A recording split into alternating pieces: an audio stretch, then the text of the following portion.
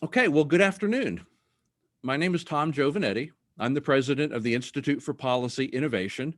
We are a 34-year-old free market think tank based in Dallas, Texas. I'd like to welcome you all to our Zoom discussion today on blizzards, blackouts, and bankruptcies. Texas electricity after Winter Storm Uri, a conversation with Robert Bryce. And by the way, Robert, I didn't even know that the winter storm had a name, and I didn't know it was Uri until it was well over. We appreciate everybody being with us today. And I especially want to thank those of you who are supporters and friends of IPI. We very much appreciate your support of our work. It makes it possible for us to do events like today's events and to not have to charge people for it.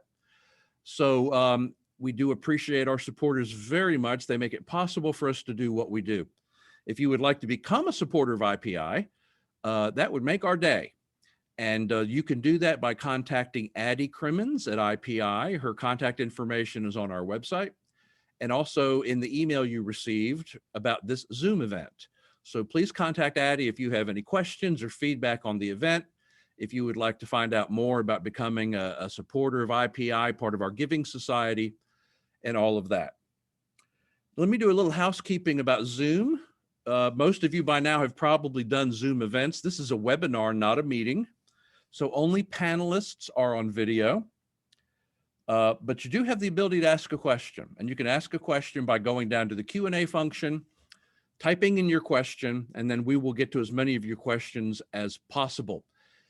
If you would strongly prefer to ask your question in person, you can go down to the participant menu and you can click on raise your hand, and we will try to call on you as we have time to answer your question. But the best way to get your question directly addressed is to type it into the Q&A function, and we will try to get to as many of your questions as possible.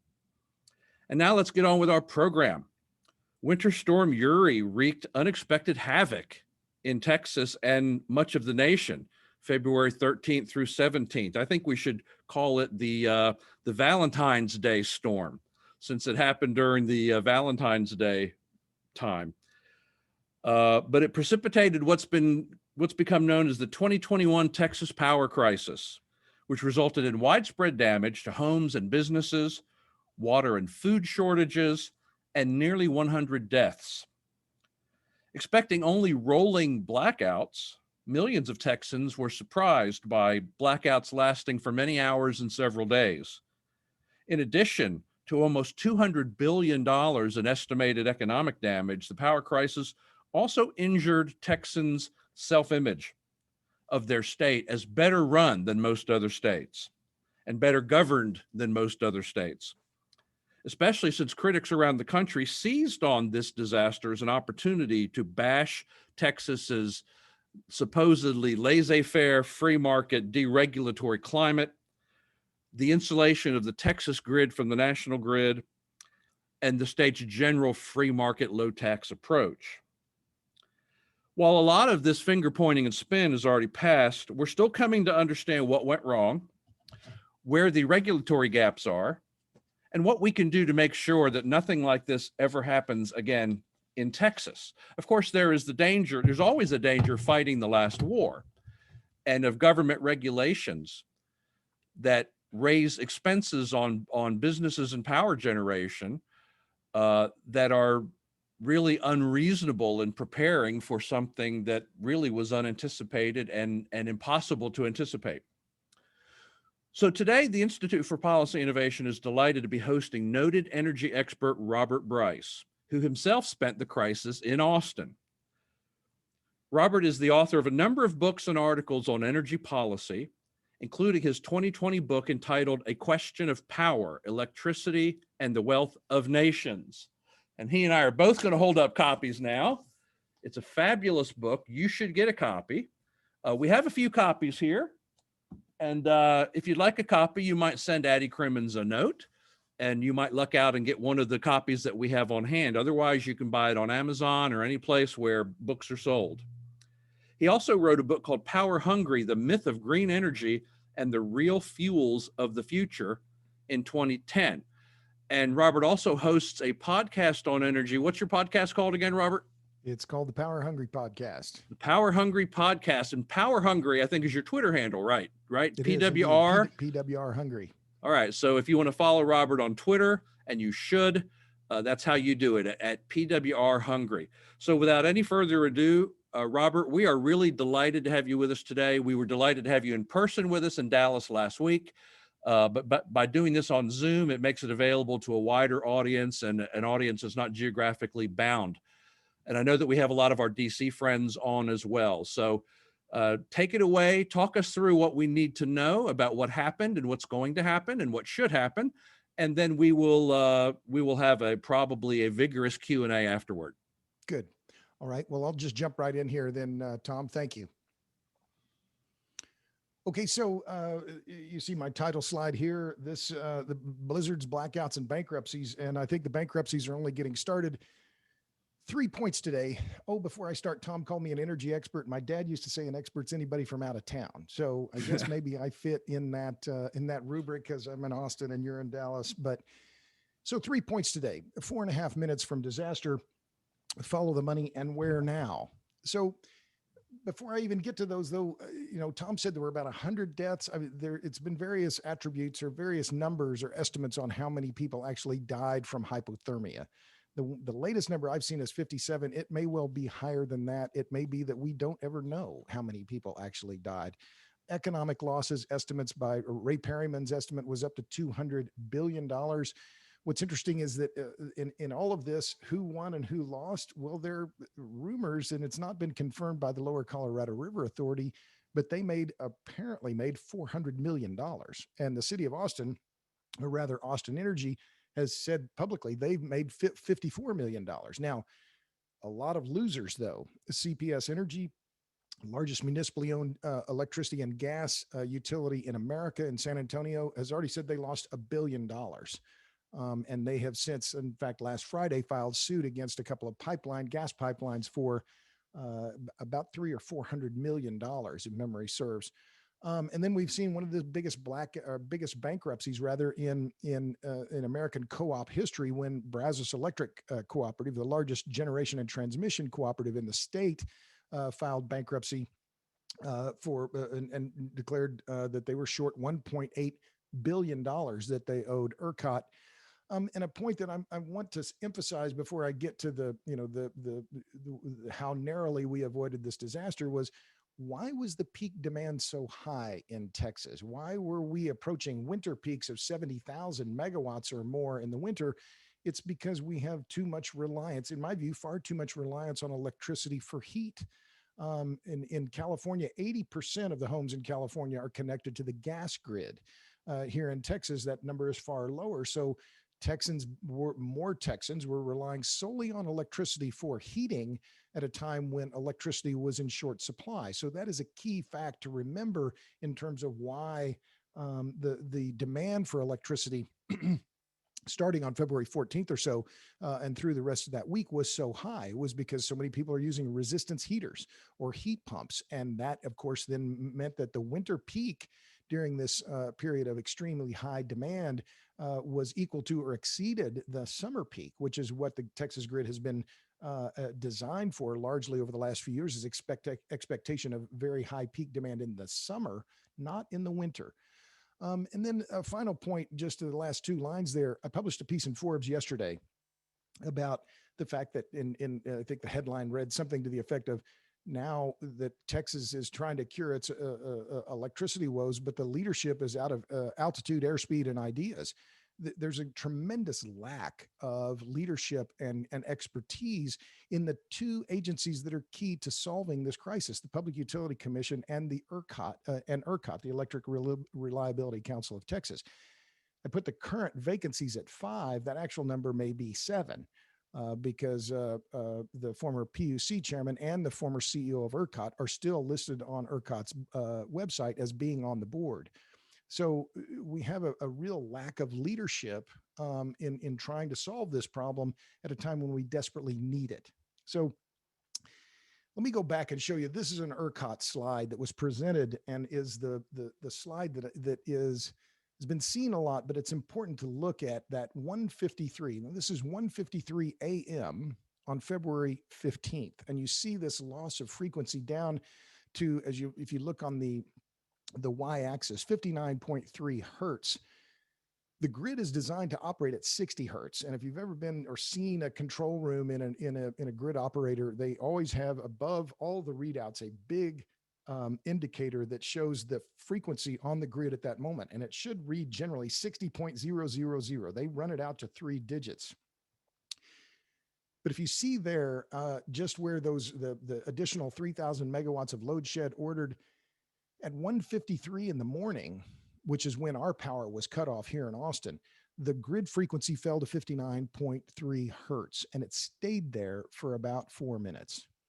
And Bill Magnus, the CEO, now former CEO of ERCOT, during this board of directors meeting on February 24th, said that if the grid had stayed, the frequency rather, on the grid had stayed at that level of 59.3 for about another 4.5 minutes, the entire grid in Texas, the entire ERCOT grid rather, could have collapsed.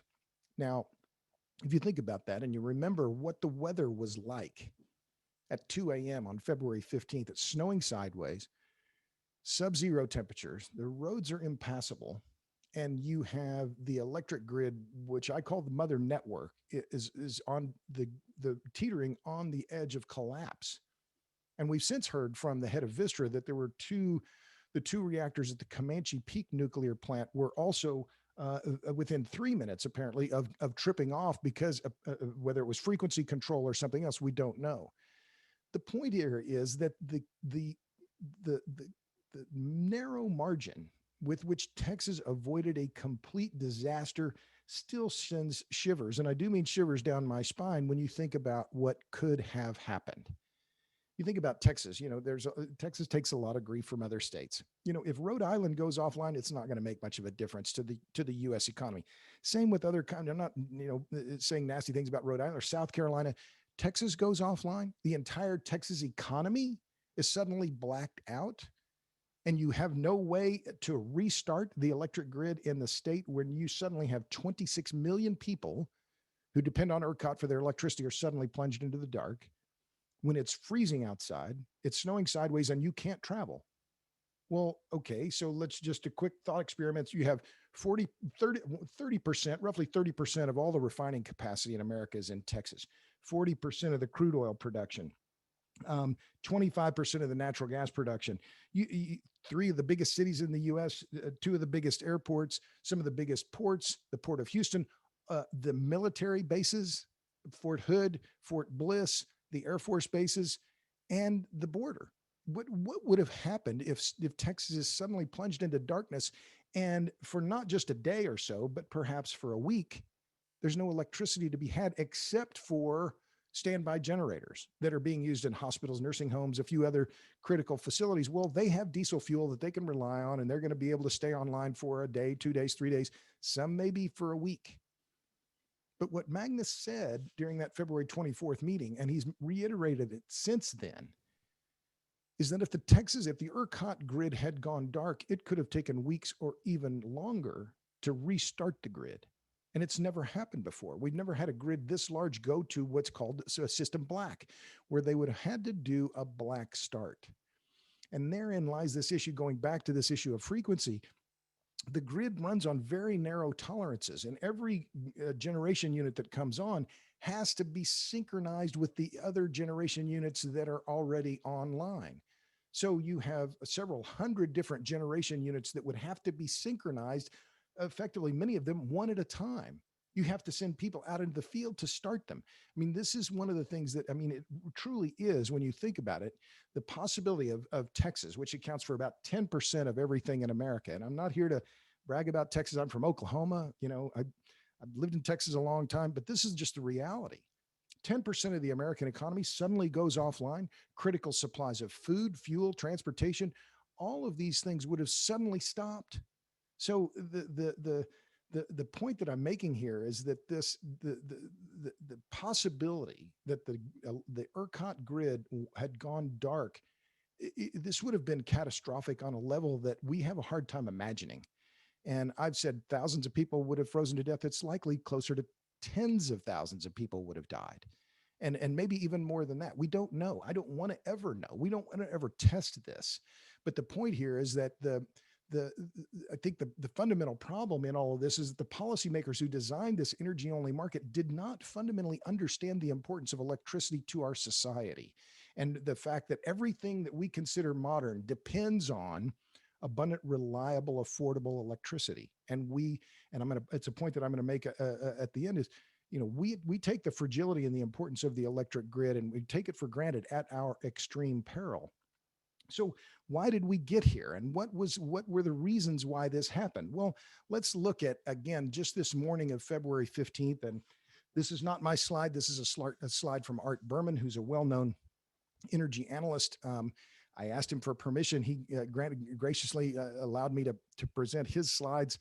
Picasso, or I don't know, is variously attributed to different people, John Lennon, amateurs borrow professional steel. So I just stole Art Berman's slide here. But if you look at this slide, this is just roughly a 1 week period from February 10th to February 17th. And you see the wind contribution there at the top, and you see that blue line. And then suddenly at 2 a.m. on February 15th, it goes away. Essentially, all of it goes away. Now, why is that important? Well, I'll get to that in just a minute. But here's another slide that again, from Art Berman. Again, I stole it from him with his permission. This is a longer time period. This is from January 19th, to February 17th. And look at how wind behaved, say, about January 30th. Well, that was when the weather was fine and everything was great. And look how much wind was being produced. It was producing a lot of electricity on January 30th. And you can see in other periods up until early January 19th, wind was doing great and natural gas was filling in the voids. And then look at February 13th, February 14th, even early February 15th, how the wind is there somewhat, but what really increases is natural gas. And I think of all the slides that I've seen, and I've seen a lot of data on, in the wake of the blackouts, this idea, oh, natural gas was to blame. Natural gas didn't ride to the rescue. Well, this slide, these images clearly show that's not true. And in fact, that without natural gas, the grid would have been in far worse shape. I mean, they're just not even close. So the importance of gas to filling in the gap that was left by wind. If you look at, say, February 10th compared to January 30th or so, wind goes away and natural gas fills the void. And yet we're being told over and over, oh, it's not renewables' fault. It's not, don't blame renewables, don't blame renewables. Well, one of the best analyses, and I'll just read it to you, was put out on Judith Curry's website. And it was an analyst who used a pseudonym, a nom de plume named Policy Engineer. He explained it this way. He said, Texas stacked the deck to make wind and solar more competitive than they could be in a system that better recognizes the value of dependable resources, which can supply capacity benefits. An energy-only market helps accomplish the goal of making wind and solar more competitive, except capacity value is a real value. Ignoring that, as Texas did, comes with real perils. And that's what we saw, the real perils of a near collapse of the entire ERCOT grid, which, as I've said, would have been catastrophic, completely catastrophic. Okay, so follow the money. This is the oldest maxim in politics, follow the money. And how much money was spent on wind and solar? Well, if you look at just the data that's supplied by the wind energy industry, and I've copied that's a screenshot. I like to use screenshots just to show you this isn't my data. I'm not making this up. The Wind Energy Association, now called the American Clean Power Association, on a website called Powering Texas, they say that there was $53 billion invested through 2019 across Texas in the wind business. Then if you look at the Solar Energy Industries Association website, their latest data through the fourth quarter of 2020 is that there was $9.7 billion spent in Texas on solar, with about $3.5 billion spent in 2020 alone. Okay, so the Wind Energy Association, I emailed them, I asked them for an update, I asked them to break down their numbers. They didn't reply.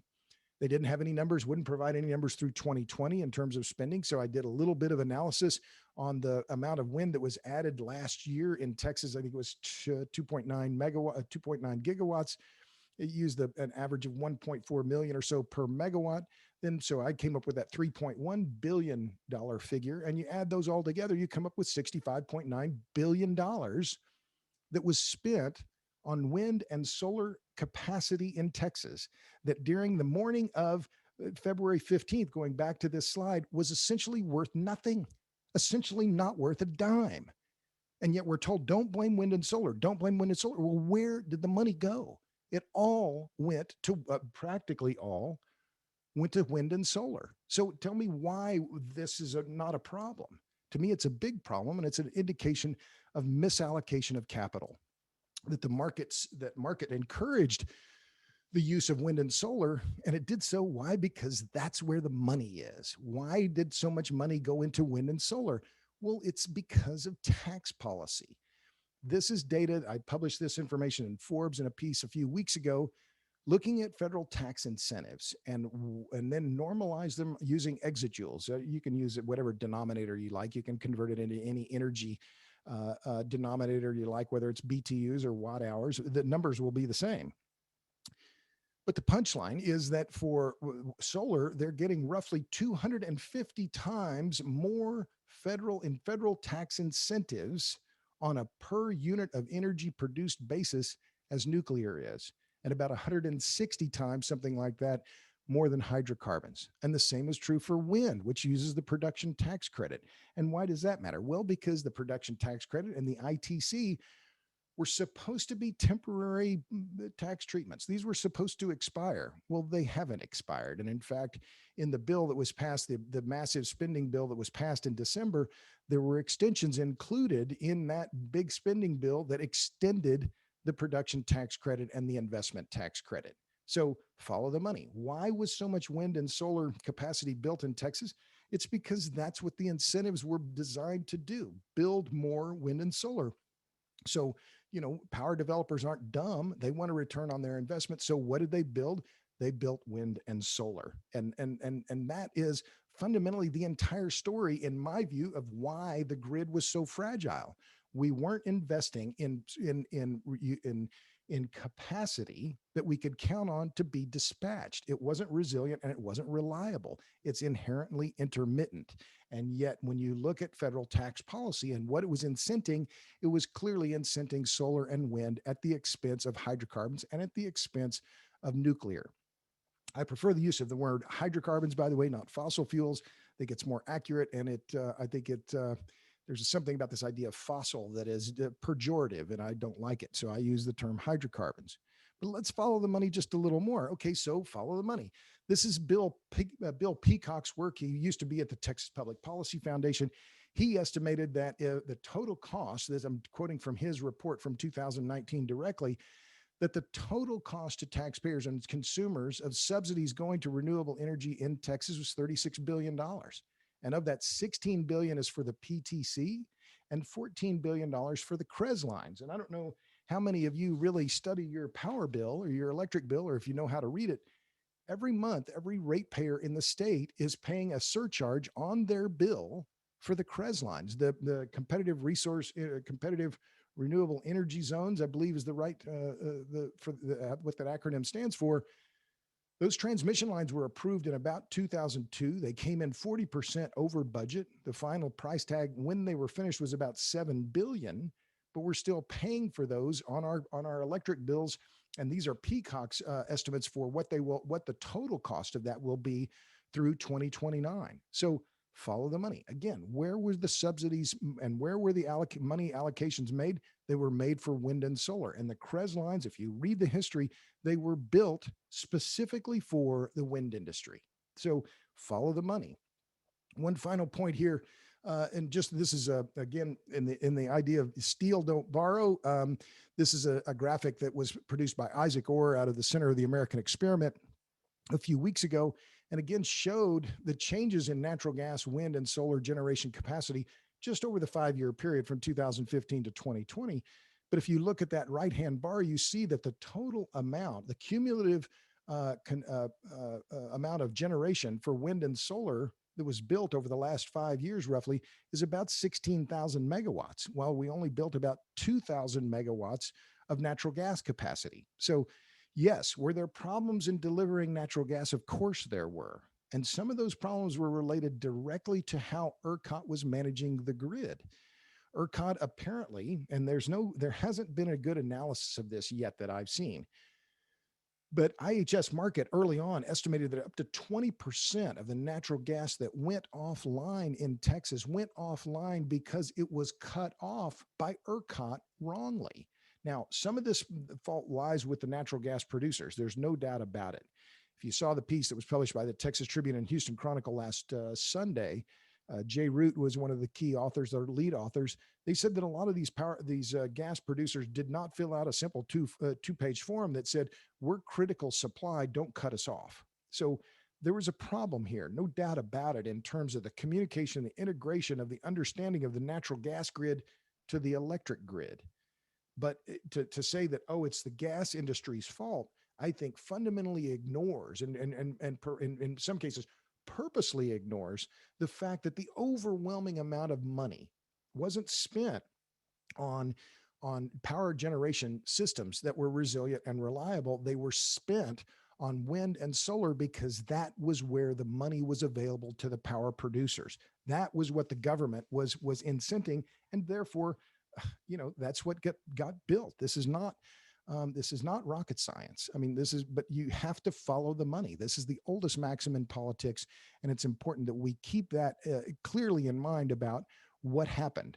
Okay, so what happens next? Well, there's going to be a lot of things happen in Texas, and there's going to be a lot of litigation. But what I wanted to do was just to zoom out for a few minutes and say, okay, well, what's next if you believe what the Biden administration is saying? Now, I'm not a Republican. I'm not a Democrat. I really follow the numbers, and I consider myself unaffiliated, a member of the disgusted party. You put me in whatever box you want if that makes you happy. But I don't view these energy issues as partisan. I think they're about numbers and simple math. So what's next? What are we being told? Well, I took a screenshot of Senator or Secretary of Energy Jennifer Granholm's Twitter handle, her Twitter site. What does she show herself next to? It's only wind and solar. Never mind that wind and solar produce in total out of all the energy consumed in the United States in the single digits percentages of total energy consumption. Her Twitter page clearly shows that's what she's interested in, and apparently only that. Okay, so fine. Well, what has she said? Well, earlier this month at CERAWeek, which is arguably the biggest and maybe one of the most important energy conferences held in the world every year, she said during her speech, we have to add hundreds of gigawatts to the grid over the next 4 years. Now, think about this for a minute. Hundreds of gigawatts. Okay. All due respect to former Governor Granholm, now Secretary of Energy Granholm, the US electric grid has about 1,200 gigawatts, 1.2 terawatts of capacity right now. And she is saying that we're going to add hundreds of gigawatts over the next 4 years. Well, immediately I think, well, where is this going to happen? With what? How is she going to connect it? And more importantly, how are you going to pay for it? This idea that we're going to completely overhaul the electric grid in the United States and do it in 4 years or 15 years is fundamentally wrong. And in fact, I don't like to use this word lie, but it's the inconvenient truth is that it's not possible. And the idea that we're going to simply add hundreds of gigawatts to the grid over the next few years, it's just not going to happen. And yet, in her first major speech, arguably the most important speech she's given as energy secretary, she made this very claim, which it just boggles my mind because it's just it's not attainable and it's not good policy. So what's next? Well, again, this is at the national level. If you look at what Joe Biden has said on this energy efficiency and clean energy standard, which he announced as a candidate, he said, we're going to back out all coal and natural gas in the United States. And we're going to do it by 2035. Well, so I went to BP and I looked at their data. These aren't my numbers. And I looked at, well, how much wind and solar, or how much energy was produced with coal and natural gas in 2019, the latest year for BP that BP data has so far. And it was about 2,754 hours, that blue bar. Well, what is 2,700 terawatt hours? It's roughly equal to the output of all global nuclear. It's about 27 or 28 times the output of all US solar. These are just gargantuan numbers. It's twice the output of all global wind. So, this idea of what's next, well, what we're being told at the federal level by the new president and by his secretary of energy is that, oh, we're going to make all this happen and we're going to do it in a big hurry. And I'm thinking, well, how are you possibly going to make this happen? Where are the places that you think you're going to put it? Spell it out. But instead, to use an old TV news term, it's happy talk. It's this idea, oh, we're just all going to make this happen, and it's going to be simple and cheap, and we're all going to get thin, and it's not going to be fattening, and it's just simply not true. The numbers and the basic physics of it simply don't support this. Okay. So again, what's next? Well, I'm adamantly pro-nuclear. If we're serious about decarbonization, we have to be serious about nuclear energy. Unfortunately, we're deeply unserious in the United States. And this year, and this is EIA data, this year, there are 5 reactors that are slated to be closed. The Byron and Dresden plants in Illinois and Unit 3 at Indian Point in New York, in Buchanan, New York. The total output of those 5 reactors, as you see on that red bar, is 43 terawatt hours, 43 terawatt hours per year. Well, that's equal to more than, in fact, all of the solar energy produced in California. It's 3 times all of the solar produced in Spain, and nearly equal to all of the solar production in Germany. These are very large numbers. And yet, I have heard nothing from the Biden administration so far, unfortunately, about keeping those reactors open. If we're serious about decarbonizing the grid, we need to keep those existing reactors operating, and they need to make some move now, because the Indian Point Unit 3 reactor is slated to be closed at the end of next month. So, Robert, are those nuclear plants being closed for political reasons, or does a nuclear plant have a lifespan? These reactors could stay online, thank you, Tom, for decades more. These plants, if you read what Exelon has said about the Byron and Dresden plants, they're being closed because they can't make money on them. And why are they not profitable? Well, part of that is because of low-cost natural gas, Tom. There's just no doubt about it. And it's hard for these nuclear reactors to compete with natural gas at $3. But the other part of that, though, is that they're competing against the subsidies for solar and wind. And, these reactors run 24/7. Well, wind energy is being subsidized even when it's producing power at times when demand is low. So a lot of these producers are being paid in tax incentives, and even in some cases bidding negative prices into the grid. Well, the nuclear reactors can't compete with that because, again, follow the money. Where is the investment being made? Who's getting subsidized? It's not the nuclear plants. And I'm opposed to energy subsidies unless I'm getting them. I have solar panels on the roof of my house. Why did I put them on? I got 3 different subsidies for it. So if decarbonization is the goal, then the nuclear sector in the United States is going to have to get some love in some form or another so that their reactors can compete in a marketplace that has been skewed, partly because of the fracking revolution, but also partly because of federal tax incentives. So just a few more things here. So electrify everything. That is the other big picture issue that we're going to, and I've written extensively about this and wrote another piece that was published in Forbes just a couple of days ago. And this idea that we're going to quit using natural gas, we're going to quit using hydrocarbons of all kinds, and we're going to force every part of the economy to run solely on electricity. And so what we've seen now, more than 40 communities in California have banned the use of natural gas in new construction. The city of Seattle has done the same. The city of Denver is contemplating a move that would require they call beneficial electrification. In fact, it's forced electrification, and prevent new homes from being plumbed in with natural gas, which I think, after experiencing the blizzard myself and being able to have natural gas in our home, when we bought our house here in Austin, it was all electric. We plumbed in gas. It was one of the first things we did. And I'm so glad that we did that now 21 years ago, because during the blackout, we were able to have hot food. We had hot coffee. We could warm up the house, put some water pots on the stove. It made it, tolerable inside of our house. And without that, we likely would have had to leave our house.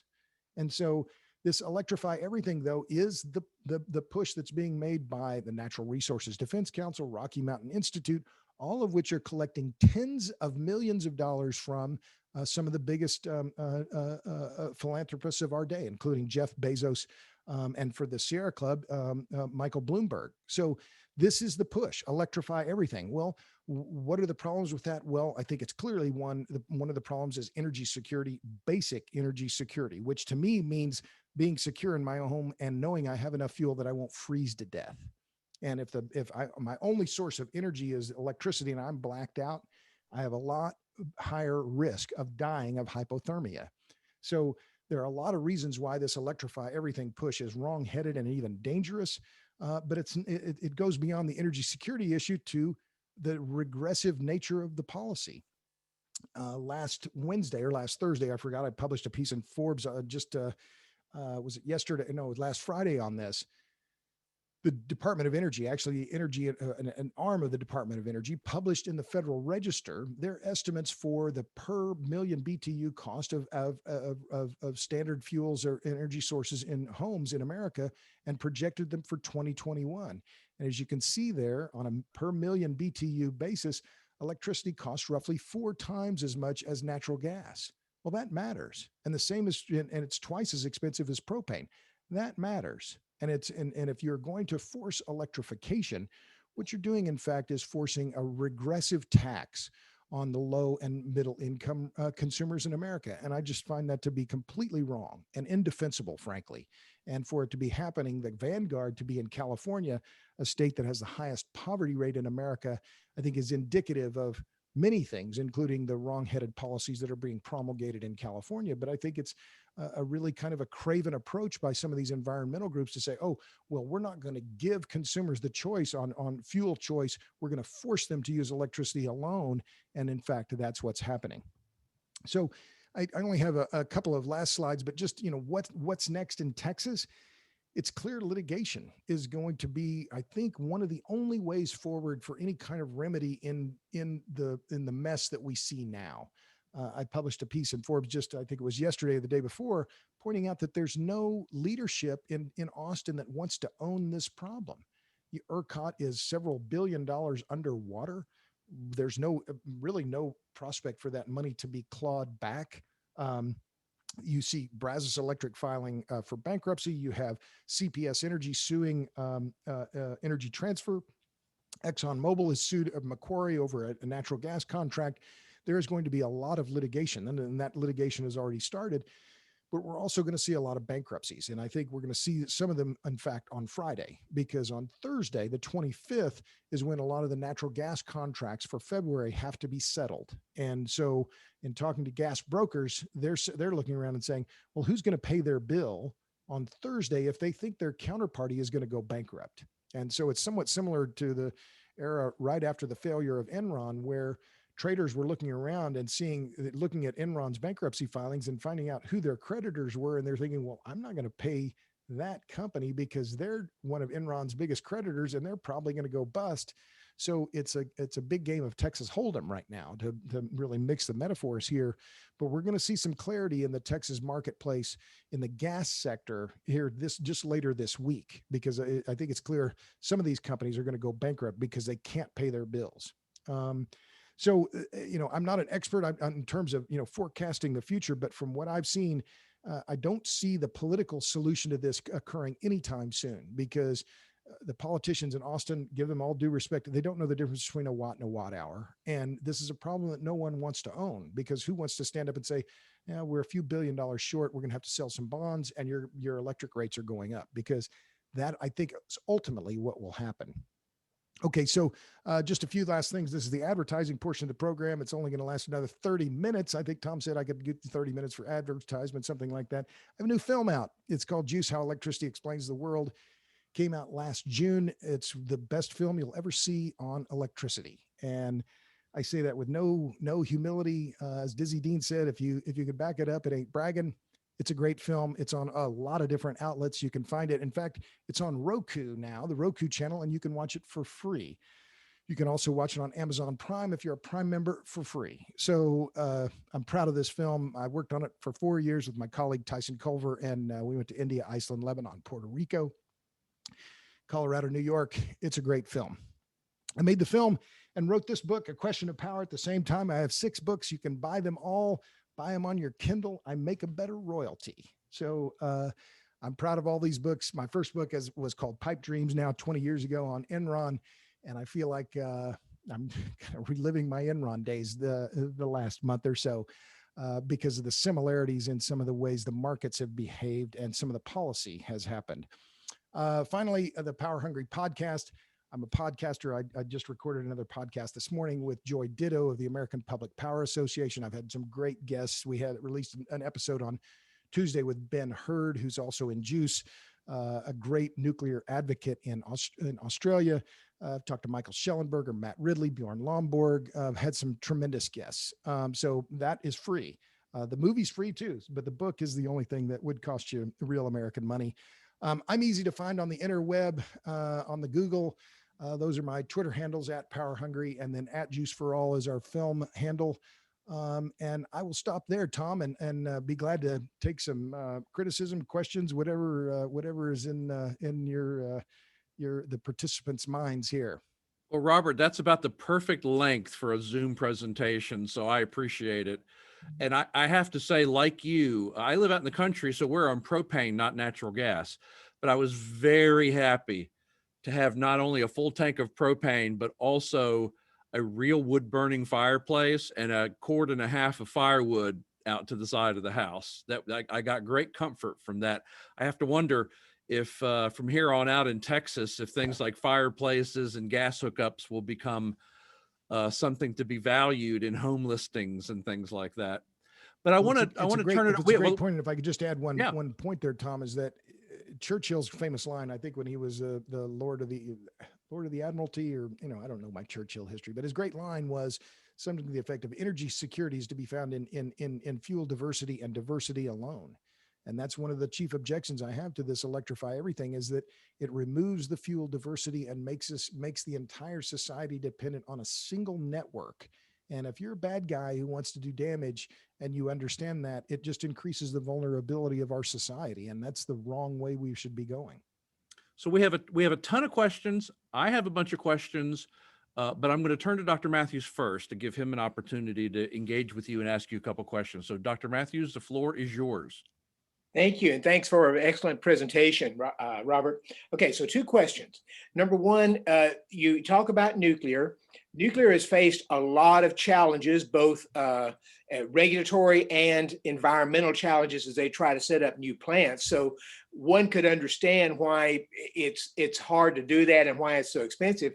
I understand that there are groups that are now creating a new type of nuclear, for lack of a better term, almost modular nuclear, that can be prefabbed and moved out and installed fairly inexpensively and safely in much smaller sizes than what we've had to do with nuclear in the past. Are you aware of that, and what's your thought on that? Sure. These small modular reactors, or SMRs, is the term that the industry uses for them, which is generally considered a reactor under about 200 megawatts electric. And as you point out rightly, the reactors that are being built now in Georgia at Plant Vogtle, they're the AP1000s, which have an output of about 1,000 megawatts electric.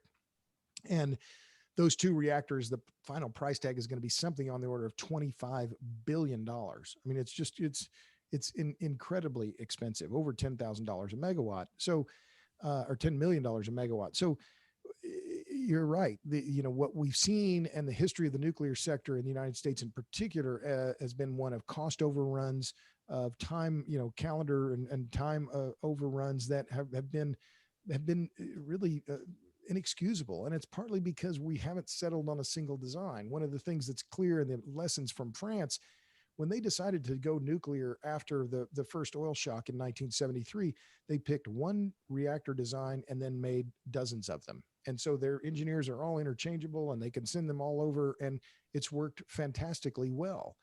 I didn't know this until I went to Paris a few years ago at 3 Mile Island, the nuclear plant in Pennsylvania. The two reactors were built by, or the two control rooms were built by two different vendors. So we have this problem in the United States of no standardization when it comes to nuclear. So that's been one of the problems.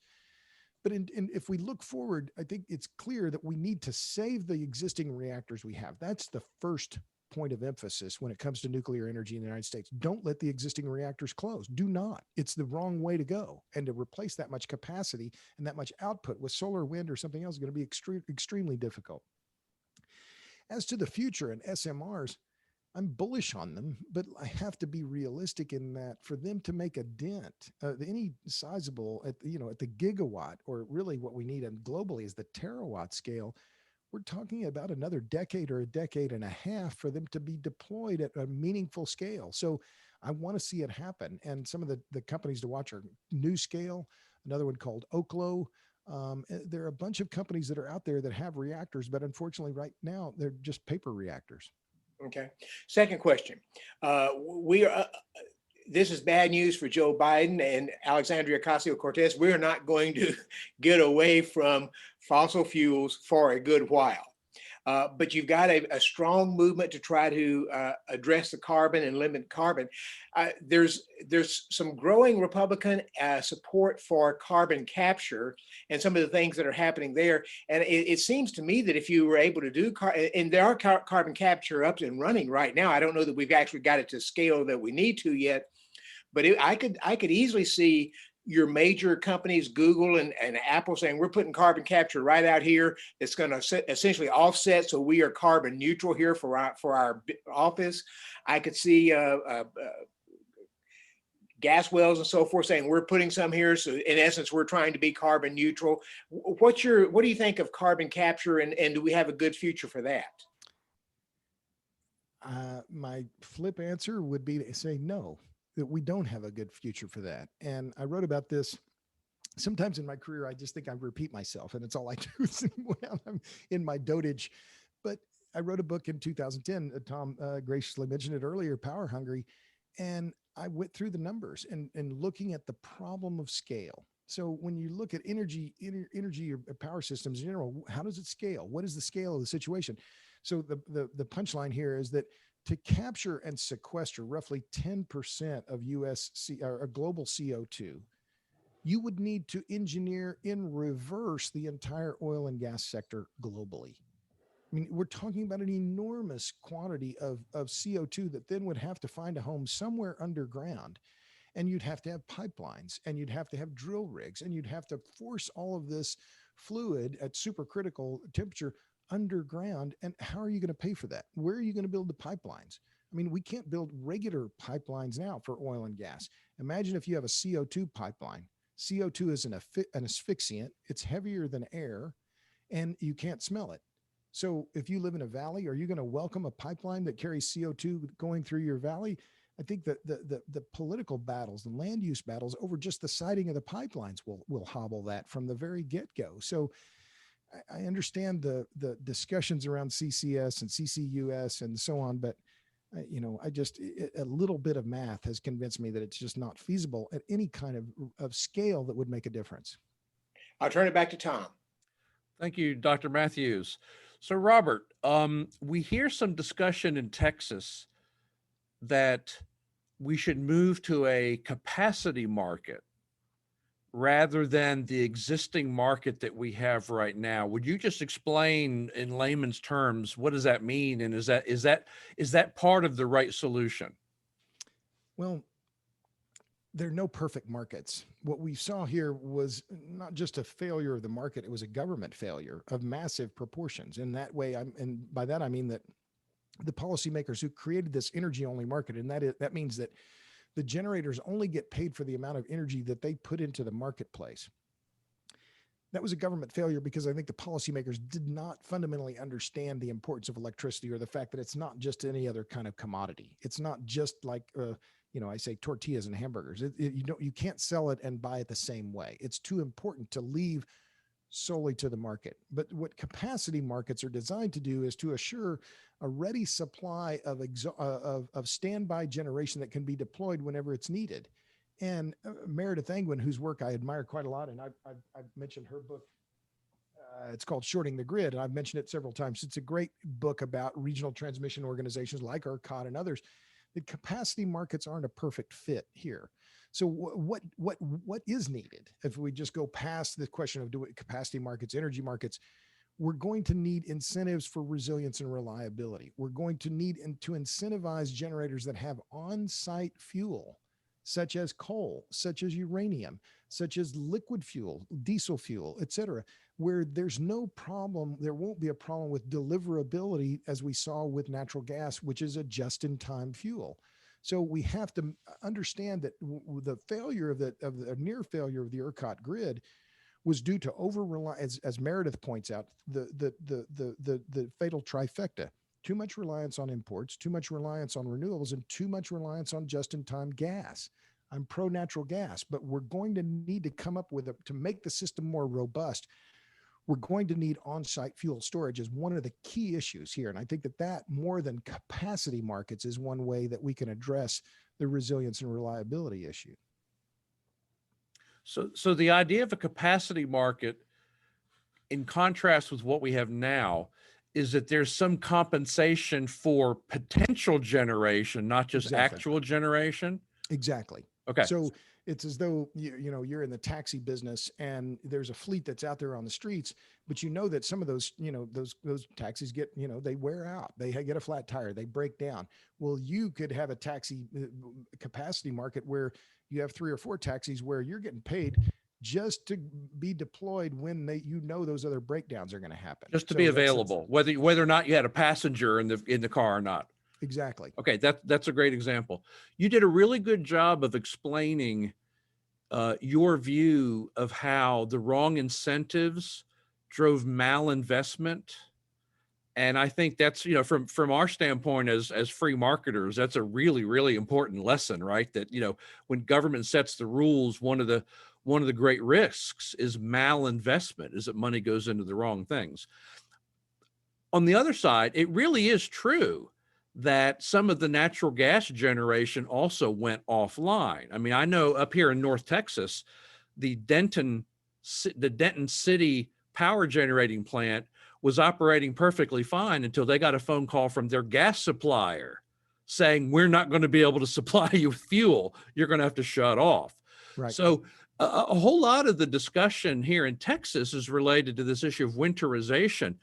And, you didn't mention winterization at all. Is winterization the wrong thing for us to be focusing on, or is that actually part of the solution to this problem? Oh, I think there's no doubt. And that's a good point. That's an oversight on my part. Yes, we need more winterization. We need that for some of the gas-fired power plants, some of the gas facilities, whether the processing plants, pipelines, et cetera, even the nuclear plants. Yeah, we need that weatherization to make them more resilient. But understand here that the shale revolution has fundamentally changed America's energy fortunes. We went from a major energy, oil and gas, or major oil importer and prospective natural gas importer into a major oil exporter and a major natural gas exporter. Well, that's been great for the consumer. And as the Trump administration, Office of Economic Advisors under the Trump administration estimated that the shale revolution was saving the average American family $2,500 a year. Well, that's real money. But what happened to the industry itself? They were so good at producing hydrocarbons, they ran themselves out of business. While the wind and solar industries are booming and making all kinds of profits, the oil and gas sector in Texas in particular was driving themselves into penury because they drove down the price of hydrocarbons so far. So what's the incentive for them to weatherize? Are we just going to impose another requirement on them to weatherize their equipment, even though there's not necessarily any payoff in it, and they have scarce capital already? So there's a balance to be had there. And I'm not going to say I know the perfect one here, but there has to be some incentive given to all of the players in the market to make sure that they're ready for periods of extreme weather like we saw last month. That's an interesting point. The natural gas industry is not highly profitable right now, right? So this is not a great time to ask them to make new investment in things that don't directly generate revenue. Exactly. So changing topics, the big Sure. political discussion in Austin right now is on repricing. And there's apparently a difference of opinion between Dan Patrick in the Senate and the House and the governor. You made this point. I want to emphasize it. We don't really have a free market in Texas in energy. We have sort of a Frankenstein market. You know, there's some free market elements, there's some competitive elements, there's some that are not. And it strikes me that I don't know who was culpable, whether it was the PUC or ERCOT, but in a normal market, you would say, sure, let prices go up. Higher prices will incentivize more supply to come online, right? That's why we're against anti-price gouging laws at IPI, because you want the price signal to work, and you want it to tell people, hey, we need more supply over here. But the problem is, as I understand it, is that pricing incentives was not the reason the generation was offline. Generation was offline for other reasons. And so when you allowed prices to rise, all you did was increase people's bills. You didn't bring more capacity online. So if I'm right about that, it seems to me that some repricing is in order. What should we think about this whole repricing debate? You know, this is one of the key issues that's before the legislature now. And in fact, I met Brandon Young, who's the CEO of Pay Less Power, at your event in Dallas. And I spoke to him at length yesterday or the day before. And that's what a lot of the retail electric providers want. They want this repricing to occur. And so that price of $9,000 a megawatt hour, which I think was approved on that Monday or Tuesday, I'm not remembering exactly, but that peak price was too high. And in fact, Bill Magnus at ERCOT has already said, even though they raised the price to $9,000 a megawatt hour, it didn't bring any new capacity onto the market because no one else had any to spare. They would have deployed it already at that high price. So that the price wasn't enough to bring new capacity in. And I think that was partly due to the fact that the way the market was structured in the in Texas was that you couldn't build new gas plants because they weren't financeable. It wasn't clear to investors how often they would run or how profitable they would be. So this issue of now trying to attempt a price clawback or claw back some of the monies that were paid out, boy, this will be the Lawyer Full Employment Act. I mean, because if you're a generator and you got paid, the idea that somebody's going to come, oh no, give us money back, you're going to say, yeah, I'll get right back to you. Where's my checkbook? I mean, it's going to be extraordinarily difficult to make that happen. Do you have a take on what you think is the right position on that? I mean, you may not. I don't want to back you into a corner, but I just wonder if you have a take on that. Well, I think directionally it's the right thing to do, but I think on a practical matter, it's almost impossible to achieve. It's kind of like the carbon tax. Oh, that's a great solution for an imperfect world. It's just not going to work. So they played by the rules as they were written. Exactly. Yeah. And so, and a lot of these companies that made sizable profits, they're not going to be willing to say, oh yeah, sure. We're sorry. Here's your money back. No, they were playing the game by the rules as they were laid out. Okay. I want to ask you one more question, then we'll Sure. go to our questions from our audience. Texans, I mentioned in my introduction that Texans, we're pretty proud. We think we're a better governed state than most other states. One of the things that we're proud of in energy is that we're largely, but not entirely, our own separate grid. I know there's part of East Texas that is not, but largely Texas's grid is a sort of a freestanding kind of a grid. There's been some criticism of that now. Is that a mistake, or is that still a wise strategy? I don't see that as a big issue, honestly. To me, it's a bit of a red herring. The idea that we have an islanded grid, which is really what we are. We have minimal connections, the eastern and the western grids. El Paso's in a different grid. The northernmost part of the state's in a different grid. The easternmost part of the state is a different grid. They're island grids all over the world, and they seem to work just fine. It's not about attaching or being able to integrate with another grid. That's not the issue. During the time of the crisis, they didn't have any power to spare either. It's about mismanagement. It's about fundamental grid mismanagement. That was the problem, not integration with neighboring grids. Sure. All right. Well, let's get to our questions. Charlie Bear points out that, well, I'm going to ask Charlie's question and then I'm going to add to it. You mentioned this point about how electrifying everything is a mistake, but yet we have this drive not only from government, but also from the automobile industry to make all cars electric. I think even Elon Musk has said that we don't have the capacity for all vehicular traffic to be electrified. So Charlie says, isn't there a potential problem here with adding even more electrical demand to the grid in the form of electric vehicles? Yeah, well, there's no question. And this is one of the things that was clear to me after, I lose track of my hurricanes, whether it was Harvey or Rita or which one, but it hit Louisiana, southern Louisiana really hard, and all the electric power went out. Well, okay, and you have an electric car and you can't recharge it. Well, then what? So I think there's an idea that I hadn't heard before. And he's with the Propane Education and Research Council. I'm going to have him on the podcast here. His name is old age moment, but it's not Hank Hill, is it? It's Tucker something. Anyway, his point is, I'm gonna leave that alone. He said there's important to keep a 3D grid, that 3D network of energy, so that we don't rely on one. So if you think about it, well, outside and you're outside and you see the overhead lines. Well, that's the overhead grid. Then you have the surface grid, which includes propane tanks, fuel tanks, automobiles and so on. And then the underground grid is the pipeline grid. So if we're serious about energy security, we need to have all three of them. So one last point on the EV issue is that there's a question of just basic fairness in how these are deployed. And I've written about it. I've interviewed, a number of California politicians and lawyers on this, that this is a regressive tax, these EV subsidies and even the EV charging stations. Plumbers, carpenters, the tradesmen, they're not going to drive Teslas. They drive F-150s. They drive, Silverados and Ram trucks.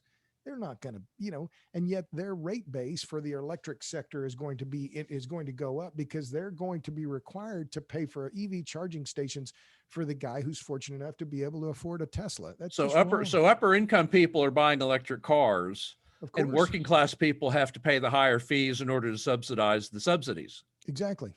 Yep. Okay, we have a question from John Tannehill. He wants to know, has the development of electrical power generation not kept pace with demand? And if so, why? Well, that's an interesting question, because we see in Texas, because of the in-migration, significant increases in overall electricity demand. That's not the case nationally. In the United States as a whole, electric demand has been flat for 15 years.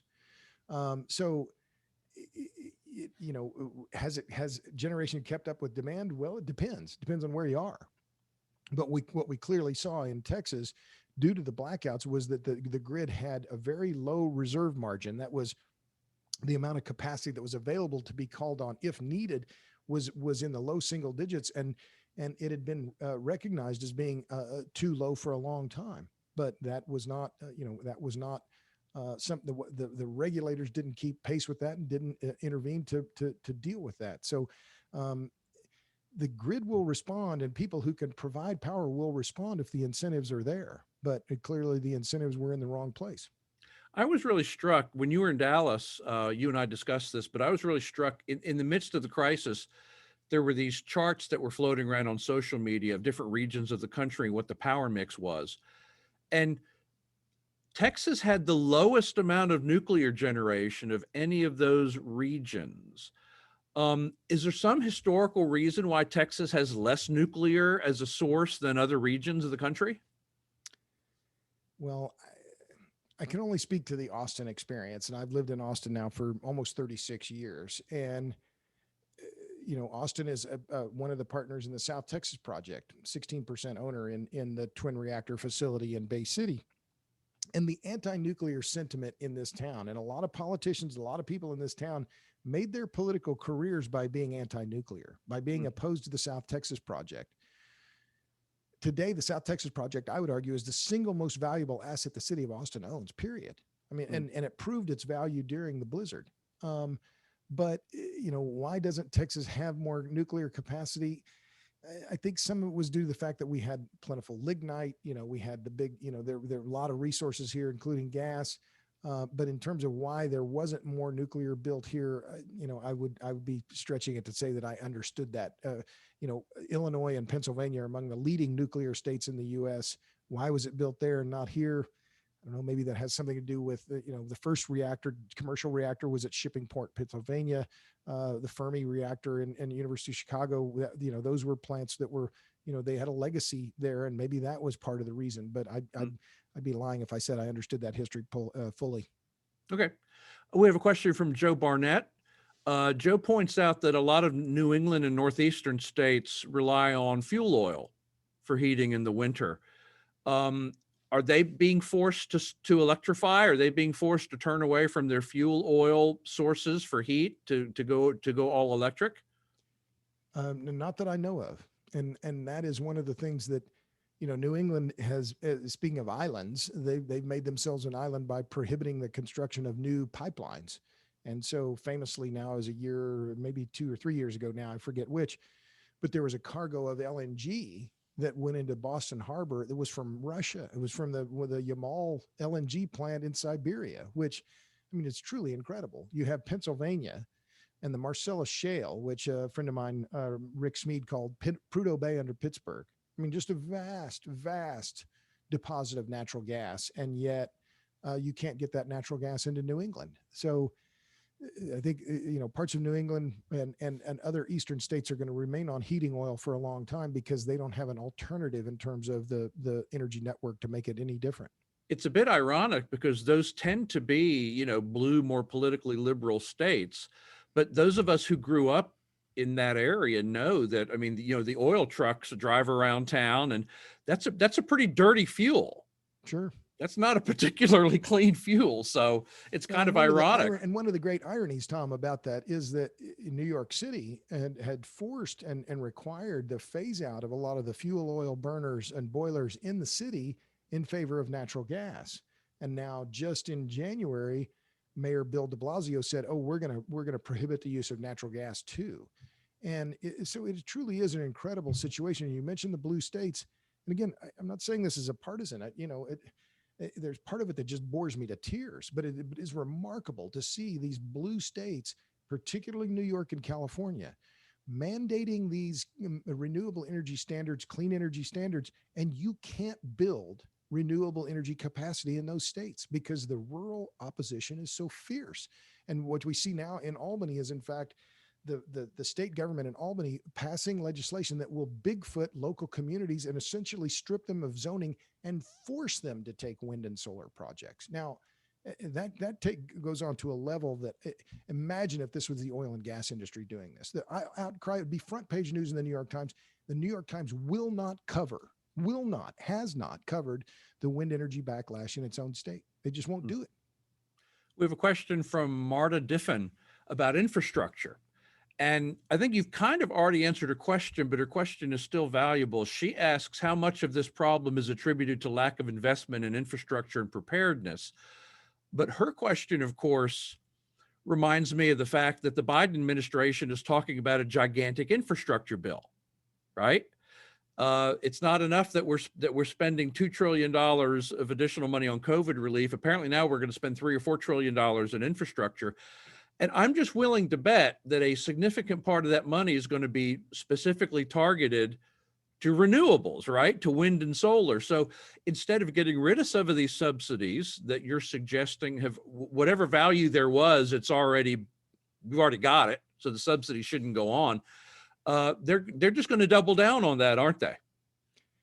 I think that there's no doubt that they're going to attempt to either increase or make permanent some of the subsidies for wind and solar. That there's been already several news stories about that the investment tax credit and production tax credit will simply be made permanent and therefore permanently skew the electric generation sector toward those forms of energy, and then presumably for battery storage as well. But to me, the pinch point in terms of the infrastructure is the high voltage transmission. And this is where it's clear that very little not only has been built over the last decade, but very little will be built. And if you look at the history of Clean Line Energy Partners, it was a Houston-based firm that They were going to build high voltage transmission and connect, wind farms in Oklahoma and Kansas with points east. They never built a single centimeter of high voltage transmission, not one.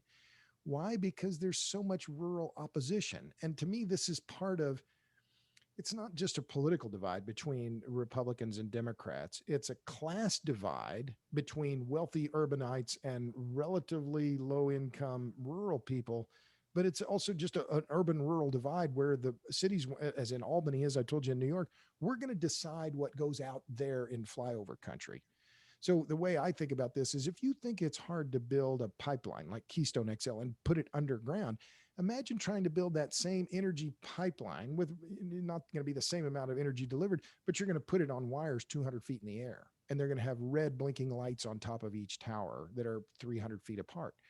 The history we've seen already. In fact, the Missouri House of Representatives just in the last week or so passed a bill prohibiting the use of eminent domain for high voltage transmission projects. The state of Iowa has already passed a bill and is signed into law in 2017 doing the same thing. Like that's not a public use. Like that's not a public use.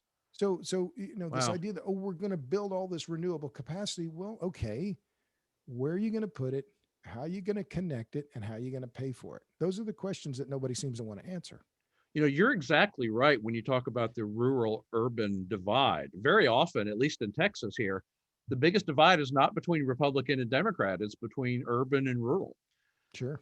We have a question from Laura Huney. You've partially answered it. If the Texas grid had been connected to the US grid, would that have bailed us out? No, it's clear in looking at the history of this that the neighboring states, Oklahoma, Kansas, Louisiana, New Mexico, they didn't have any power to spare. They weren't going to, wheel power to us. They were in a crisis of their own. So no, that was not going to save Texas. Okay. We have a question from Jennifer Cottingham. Jennifer wants to know if we should be worried about summer. I mean, if you think about Texas, right? I mean, it's summer when you would assume there's more demand on the grid in summer than winter, right? Under normal circumstances. Well, I guess define worried. Yeah. More people die of cold than they die of heat. I mean, that's just the reality. And so if we're worried about weather-related disasters, and this is where I come back to the resilience issue and why we need natural gas, why we need propane, it's because of that surgeability of those fuels during times of peak demand for heating. And I published a piece in Forbes not long ago pointing this out, that one of the reasons why natural gas is so important is that it can provide, in fact, during the peak winter heating times, the amount of energy delivered in the form of natural gas is roughly 3 to 4x what's delivered in the summer to meet air conditioning load in the form of electricity.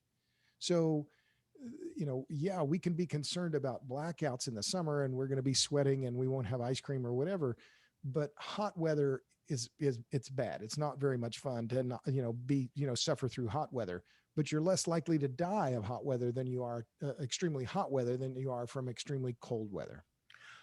We're getting near the end of our time, but I want to squeeze in a couple more quick questions if I can. Joe Barnett asks a question that is interesting to me because this has always been part of our rhetoric here at IPI. Our argument has always been that we should have an all of the above strategy as far as energy goes, but no subsidies for anybody, or a level playing field. Sure. And, if somehow wind and solar and other renewable sources can innovate and become cost effective and compete in the marketplace, to welcome them to the table, but that we shouldn't be incentivizing them in such a way that creates the malinvestment problem that you described. So Sure. in general, do you agree with that approach? Well, yes, in general. As I said, I'm opposed to energy subsidies unless I'm getting them. And Right. I got fat subsidies for putting solar on the roof of my house. And in fact, it's my second set of subsidies. I had an old rooftop solar system. I put a new metal roof on my house. I got refilled. I got another set of subsidies. The city of Austin paid $7,000 or $8,000 to defray the cost of my system, which was about $35,000. They were paying me $120 a megawatt hour for a while, which is roughly 5 or 6x the price of wholesale electricity in the state. And I got the investment tax credit and wrote $7,000 off what I owed not a deduction, a $7,000 write down of what I actually owed to the government on my income taxes. So it's a huge, huge subsidy. But I agree that, we need to get government as much as possible out of the energy sector, no doubt about it. Where I'm not consistent on this is when it comes to nuclear, because nuclear needs government involvement. You can't just say Halliburton or Exxon or Shell or go build them reactors and call us tomorrow or something. No, the fuel cycle the government has to be involved there. You got to have a government involved in the waste handling. And so there's not that's one of the reasons why nuclear has not flourished in the way that it could. It's because, so a friend of mine at the DOE told me a long time ago, he said, nuclear needs bipartisan support. The problem is that Democrats are anti-nuclear and pro-government, and Republicans are pro-nuclear and anti-government. You need politicians who are pro-nuclear and pro-government. Yeah. I think you've already answered, this will be our last question. I think you've already answered it. Mark Henley wants to know, do you think the Texas legislature actually understands how close we came to disaster and how to fix it? I think you're going to be a pessimist on this one, but it certainly does seem that there need to be some changes made in Texas policy by the legislature, right? We're going to have to see some policy. I fear that the further the crisis gets into the rear view mirror, the lower the appetite will be to make some significant change. And that's understandable. That's just the way politics work. I think a lot of politicians, a lot of legislators understand how close we came. I just don't think they have an understanding of how we can fix it. And it's an incredibly complex system. And I'm not claiming I have all the answers here either, but this is the most complex, the biggest, and the most important network in society. We have to get it right. We cannot risk a meltdown like the one we just had last month. And to reiterate my point, we take the importance and the fragility of this network and assume its robustness at our extreme peril. And that's what I hope will be a wake-up call for politicians and for the general public as well. You really emphasized that point when you were with us in Dallas, that we spend all this time thinking about broadband networks and wireless networks and things like that, but our lives depend on the electrical network. Exactly. And we tend to take it for granted. Well, Robert, this has been terrific. The quality of your content is testified by the fact that we have held our audience for this entire time. And that's really spectacular. So I really appreciate it. Thank you very much. This was high quality stuff. I know that everyone who participated in this knows more than they did and is smarter on this topic than they were before they tuned in.